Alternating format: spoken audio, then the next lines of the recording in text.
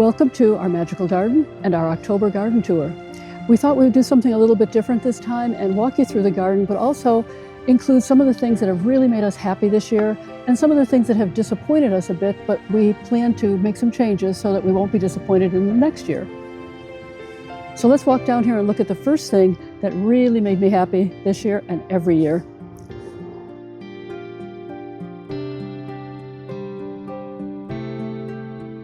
Ruffled pink petticoats. It is a tree peony. Been here for, I don't know now, maybe almost 10 years. Last year, it really got a bit of damage because of the cicadas that were here, but this year I cut off all of its blooms at this point, and it's looking lovely. And it's a tree peony, and therefore it stays, it grows on old wood. So we never cut it back, we just kind of go into it and trim it a bit. If I see any dead wood, I cut it out. But the blooms are absolutely stunning. People have asked me what this is, and unfortunately, you can't buy it anymore, but I have tried to propagate it using some of the seeds from the pods, and I've had no luck. I'm gonna keep trying though, because it's so beautiful. The flowers are fuchsia.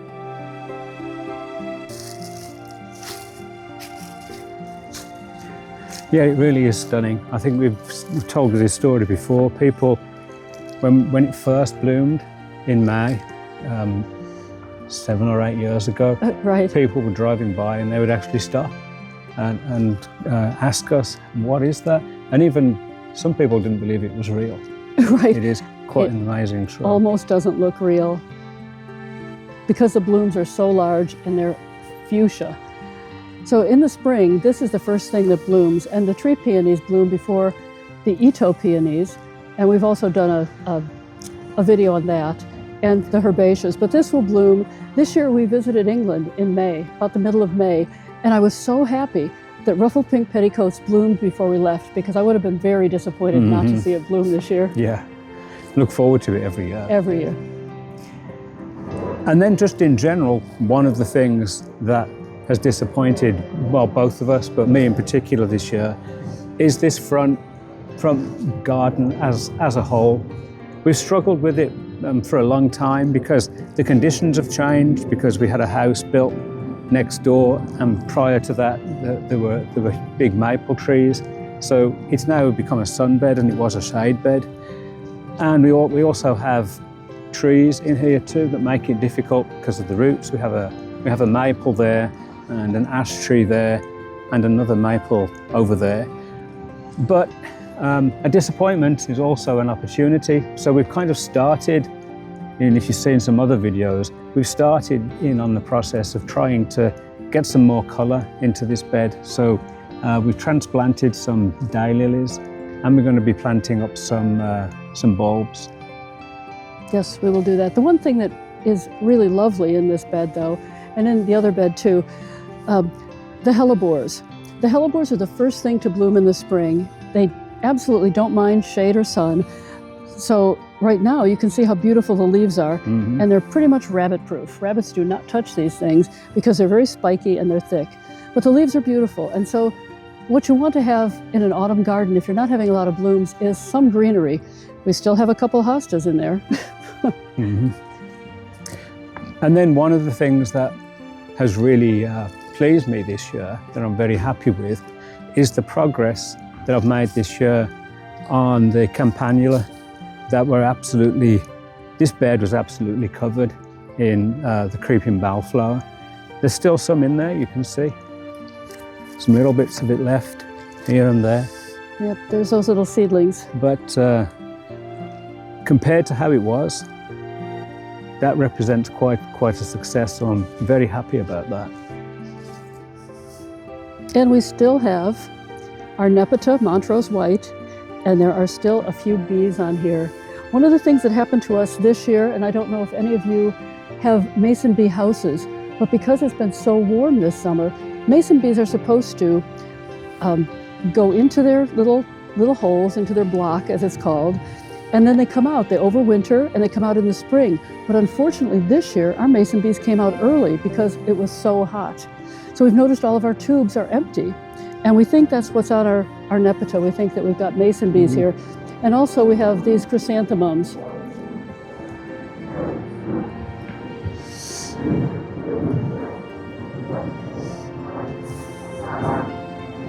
And that's about all that's blooming right now. We do have a couple of sedums in here. We planted in, I think, last year for a little bit of, just so that the pollinators can have something in the fall. And that's really important, and that's what we do a lot.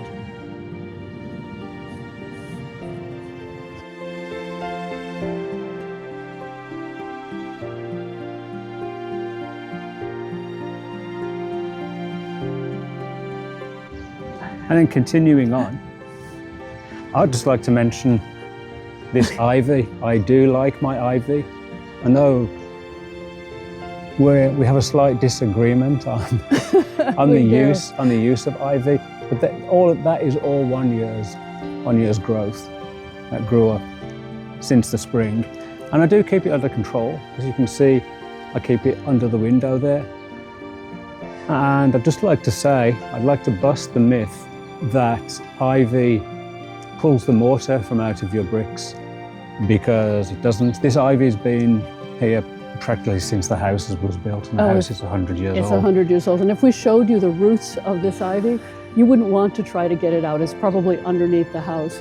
And so we leave it, and I do have that disagreement with Mark, and sometimes it will crawl up the window, and I'll be standing at the sink and I can see it coming up, and I remind him that he has promised me that he will keep it off of our windows.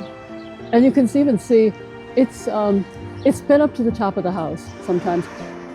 But I have to admit there's a lot of satisfaction, at least when I was doing it, in pulling it down and cutting it back. It just gives the house that nice cottage garden. It does. It gives it a 100-year-old house look. It does. It does. And then moving on to something else that has really pleased me this year, although we planted them, last year? It was just last year, last fall. Are these boxwood? Look how wonderful and healthy they are. Look how many we have. I think there are about 20. And if you had seen what was here before, every year I was telling Mark I'd really like to dig out these hostas, these old-fashioned hostas. They were green, just to get them away from this fence, but I didn't know what to plant. And finally last year, Mark said, let's get rid of them. And I was so happy. After about 23 years of complaining, we removed them, and this is such an improvement. Because for one thing, most of the time, most of this fall and, well, the spring and summer, it was a complete sunbed, and hostas don't like that kind of sun. I think they were probably planted 60 or 70 years ago, so that's how long they'd been there. And they kept spreading into our fence bed, so it was great to remove them. And you can see they're right next to the sidewalk. And so far, I already mentioned how healthy they're looking. So far, they've survived the dogs that pass by. Right. Including our dog. He likes to pee on them. Most dogs do.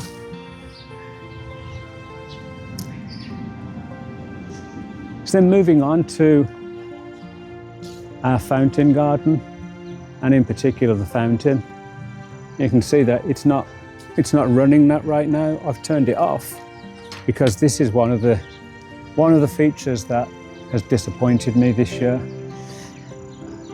Even though at the beginning of the year I took the fountain apart and redid the base that it's standing on, but unfortunately something is happening with it where it's leaking, and I've turned it off because it was destroying the grass, because the grass was becoming really waterlogged.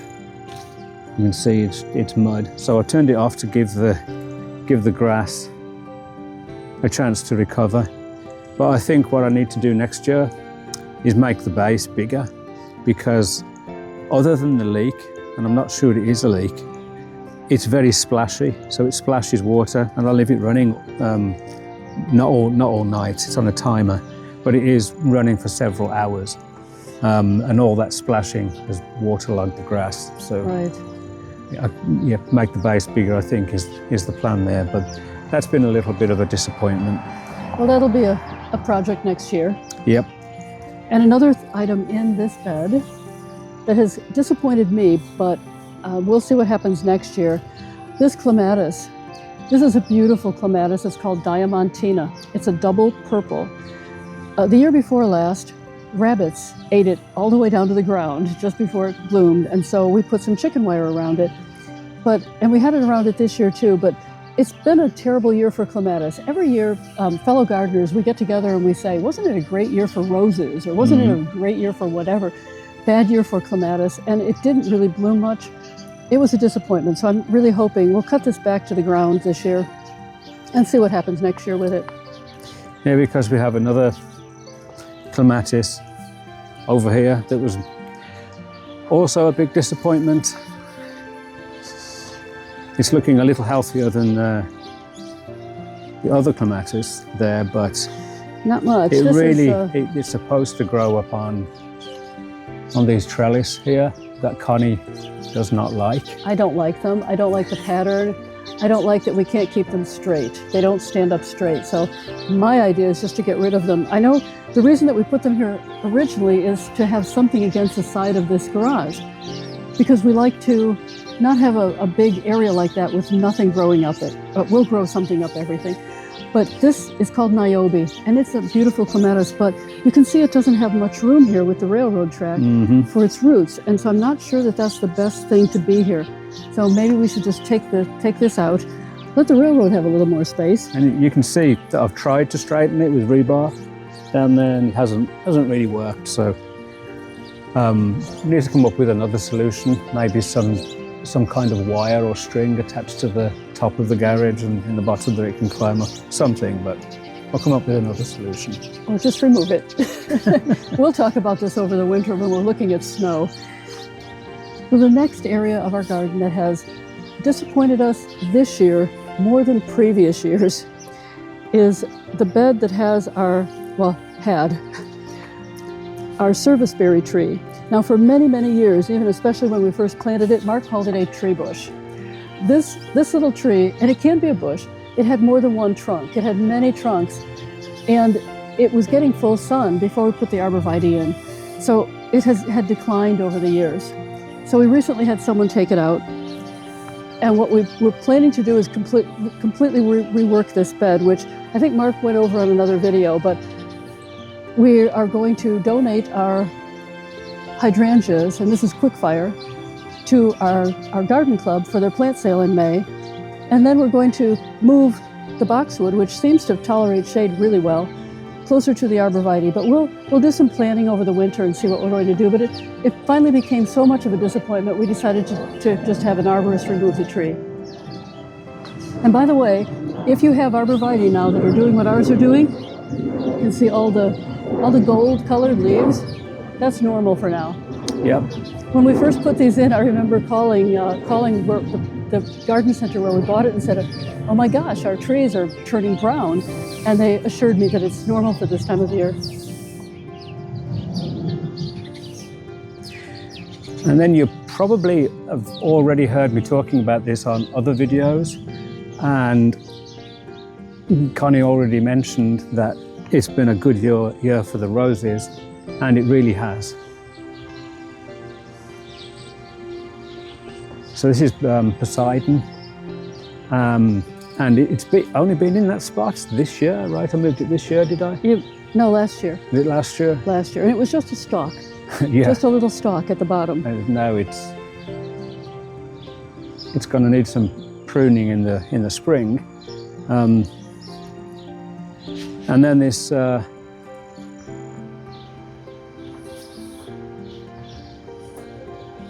The little rose garden that we put in is looking really lovely.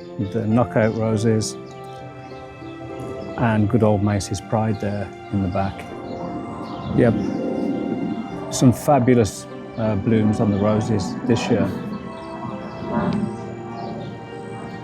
Now we have another rose against our fence that is a beautiful, I've forgotten the name of that rose, it's a climber. It loves its fence location. It starts out in kind of a yellow color and it turns almost like a sherbet colored orange. Beautiful rose.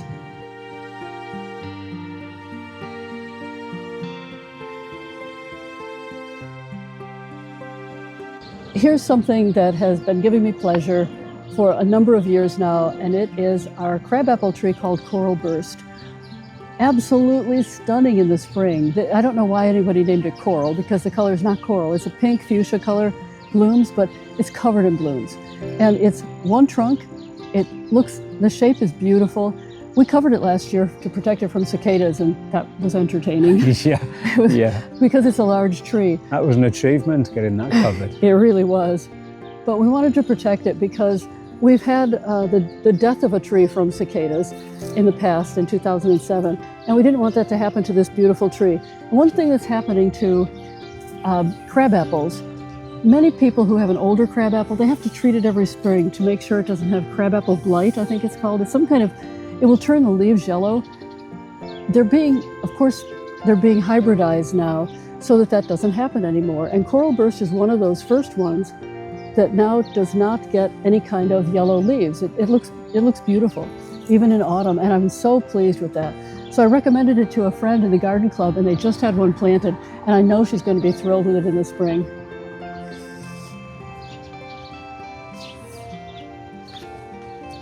And the other thing that has really made me happy this year is we call it the fence bed because it's 60 feet long.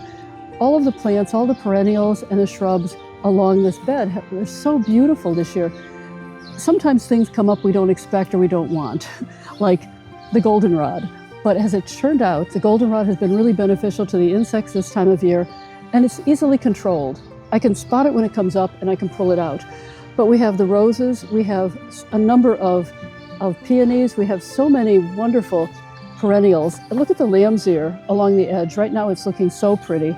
Some of the sage is coming back after being cut back. There are iris in this bed. It's a beautiful, beautiful bed. Yeah, and we managed to keep it under control.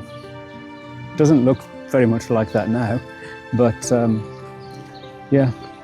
It has phlox, a number of old-fashioned phlox, and some of the newer ones that have been created that aren't as tall.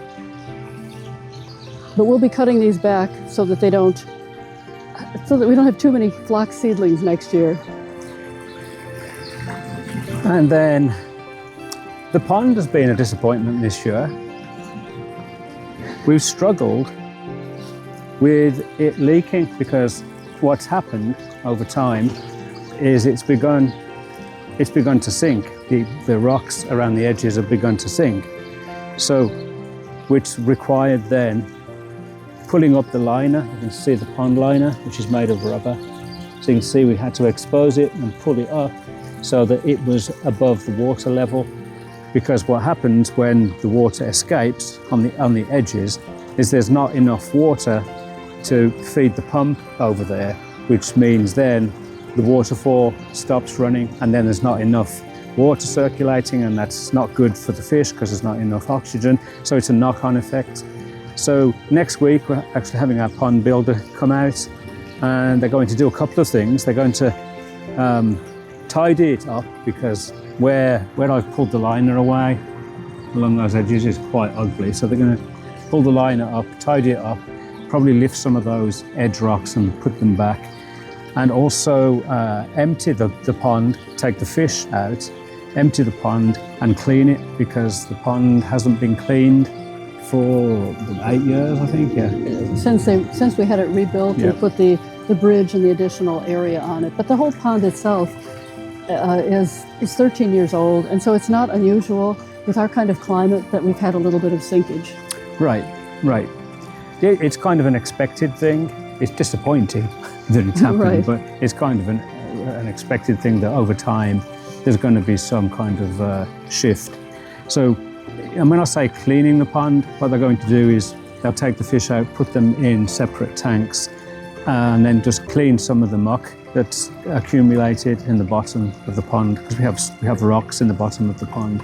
So they'll power wash those and then put the fish back. So we're going to keep the water. They'll take the water out along with the fish and then just return the whole thing. So that's going to be fun to watch. It will be, especially because we have 13 baby fish in there, and they're probably 7 or 8 inches long now. They were born last year, and our pond builder said that he would give some of them a home, which is nice, but we're going to keep a few of the good-looking ones. They were all born black, and they've changed color, and some are orange and white now. We have some pretty ones, so we'll keep those. And that's right, I forgot to mention that, yeah. One of the main bonuses of having it cleaned is getting those small babies out, because I've actually tried on 3 separate occasions to get the babies out. We actually have people we know that we were going to give them to, and I failed on 3 separate occasions. Even putting my waders on and even taking some of the water out, I just couldn't catch them. They were too fast. Yes, they're fast. They're not so fast when they get as big as Captain Picard down there. Could probably catch him easily enough. But it will be interesting to watch them. And they're experts at this, taking all the fish out and putting them in their new containers. It's going to be a fun video. And then finally, I think it's finally, petunias. One of the things I love to do in the spring is to plant up our containers. And I have loved petunias my whole life. And because petunias have become so wonderful, they're the wave petunias, there are so many different ones now, they're doubles, and I love them. But we were so disappointed the past couple years, and I decided I'd give it another try this year, with budworm. And budworm, you don't really notice it's happening until you notice that you don't have any blooms on your petunias. And I've decided that I'm done with petunias. However, that's an opportunity to find something new. And take a look at this guy that Mark is aiming at. That is they call them sun patiens now. It's New Guinea impatiens, what they used to call it. These will not stop until there's a frost, and they look beautiful. And there are only a few in here, but they mound up. They look wonderful, and so I'm going to be planting those instead of my beloved petunias next year. And we planted up this pot in May. Yes, oh no, wait, later than that. Was it? July, I think. Oh, that's right, we replaced the... We had to replace... That's right, I remember. Yeah. Oh, we replaced a black and blue salvia, which is also can occasionally be a disappointment. The hummingbirds love the black and blue salvia, but for some reason it wasn't blooming in this pot. So we moved it into a garden bed, and it's doing okay now. But that's why we planted this here. So instead of, because most of the time I like to plant something different in the spring in all the containers. I hate to bore myself. And so this will be fun. I'm looking forward to that. Mm-hmm.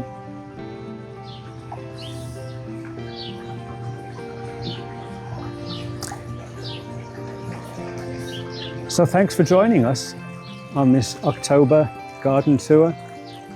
So what are the 3 things that disappointed you in your garden this year? And what are the 3 things that thrilled you this year?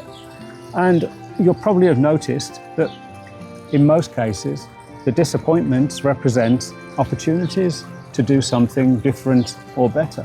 So let us know your thoughts in the comments. Thanks for watching. Bye.